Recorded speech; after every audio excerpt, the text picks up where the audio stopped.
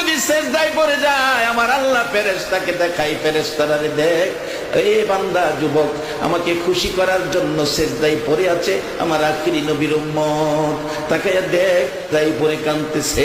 ফেরেশতারা রে, আমার আরশ কুরসি লৌহ কলম কুল কায়নাত যদি এক পাল্লায় দেই, যুবকের সিজদাটা যদি আরেক পাল্লায় দেই রে ফেরেশতারা, আমি আল্লাহর কাছে কুল কায়নাতের চাইতে যুবকের সিজদাটাই দামি বেশি হইয়া যাইব।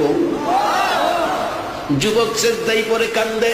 আমার আল্লাহ বলেন, জিবরাইল তুমি যাও।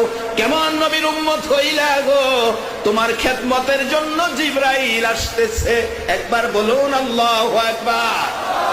জিবরাইল আসতেছে তোমার আমার খেদমতের জন্য। জিবরাইল জান্নাত থেকে স্বর্ণের প্লেট নিলেন, 1000 স্বর্ণ মুদ্রা দিলেন, জান্নাতি রুমালে প্যাকেট করলেন, মাথায় লইয়া ওই যুবকের বাড়িতে ঘরের দরজায়, মা মা দরজা খোলো। মহিলা কান্দে, কে রে মা ডাকোস? 3 দিন হয় চুলায় আগুন জ্বলে না, কিছু বুঝি চাইবি, কিছু বুঝি খাইবি, আমার তো আজকে 3 দিন হয় ঘরে কিছুই নাই। জিবরাইল জবাব দিতেছে, মাগো আমি খাইতে আসি নাই, চাইতেও আসি নাই, আমি কিছু দেওয়ার জন্য